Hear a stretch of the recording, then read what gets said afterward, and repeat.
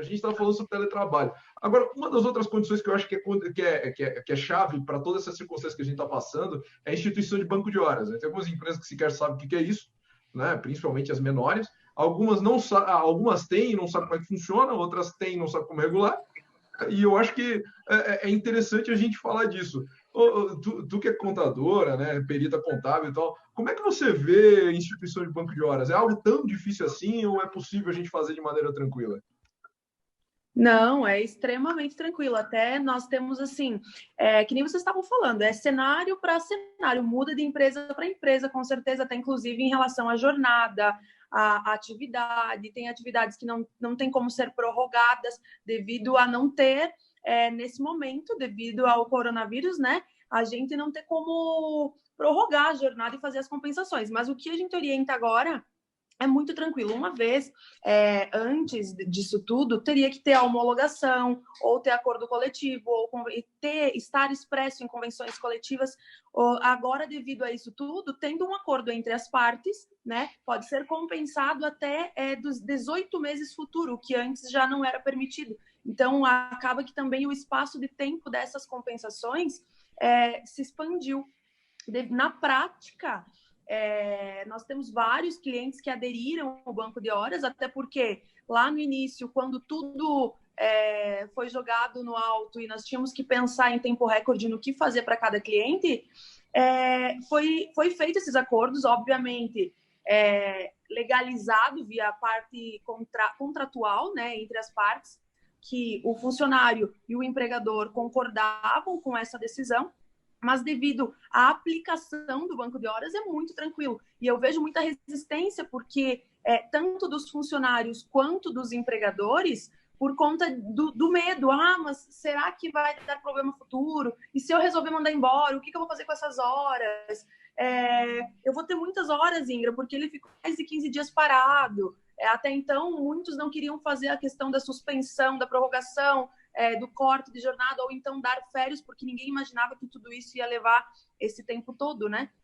Então, depois disso tudo, a gente foi planejando, fazendo as organizações, e na prática eu vejo muito tranquilo, é mais um preconceito mesmo que as empresas têm em relação a tudo isso, né? Da aplicabilidade, de como exigir a compensação, a prorrogação durante os dias que podem ser feitas, a antecipação dos feriados, que também pode ser feito em relação a isso, para depois fazer o abatimento. Então, tem várias coisinhas aí, mas que se você tiver um parceiro estratégico do lado, eu digo tanto contador quanto consultores, advogados, a aplicação disso tudo é muito fácil, não tem problema nenhum. Assim, eu vejo na aplicabilidade é algo bem tranquilo e, inclusive, uma das chances, assim, para não perder, para fins... Aqui no escritório mesmo eu fiz, a gente teve várias situações, tanto de home office quanto de banco de horas, que a gente conseguiu e não tem problema, não vejo problema nenhum.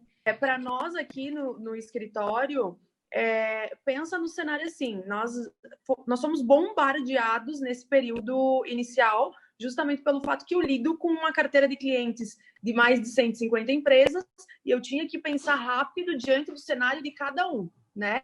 Então, para cada um, eu não poderia fazer um planejamento tabelado, jogar para todo mundo e vamos embora, né? Então, eu tive que estudar caso a caso. Então, teve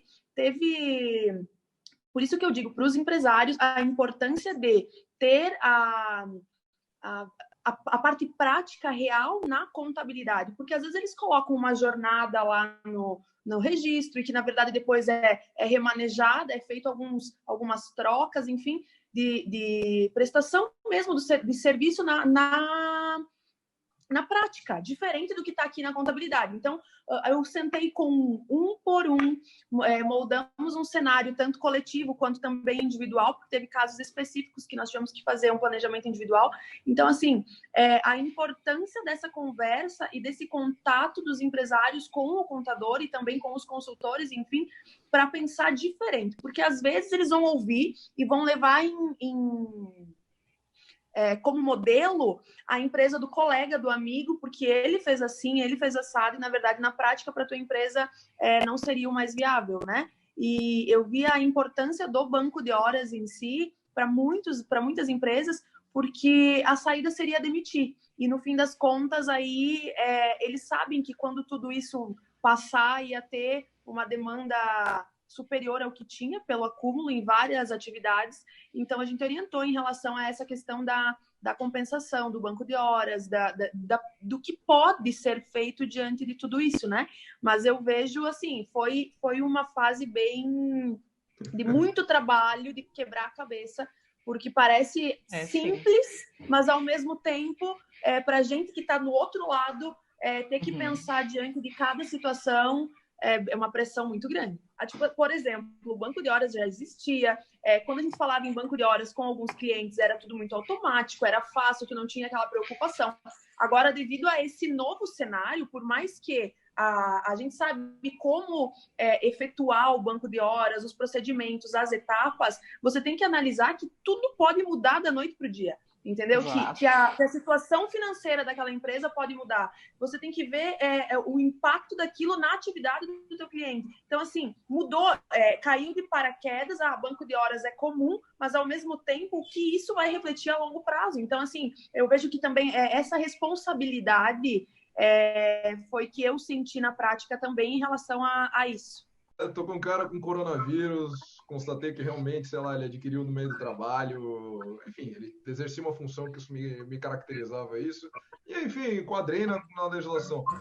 Como é que é o procedimento para afastar ele? O que eu preciso fazer, de repente, no INSS? Preciso comunicar alguma coisa? Como é que uma empresa geralmente procede numa situação dessa?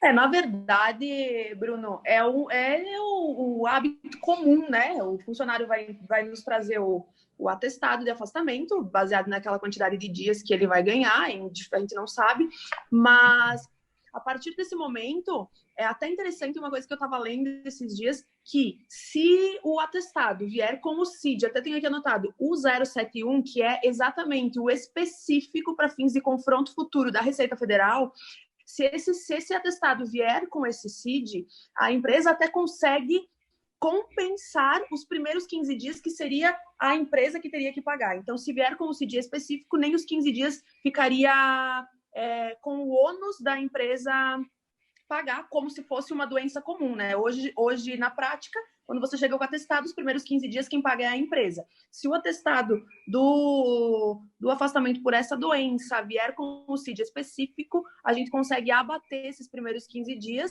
e comprovar mediante a Receita Federal depois para não ter problema.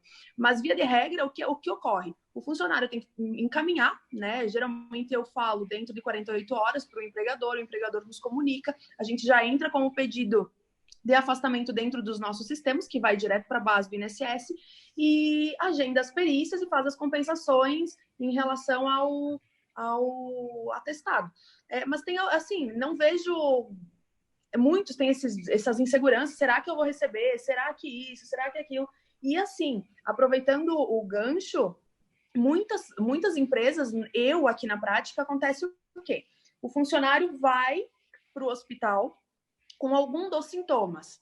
Então, eles afastam por 15 dias. Eles dão um atestado, na real, de 15 dias, né?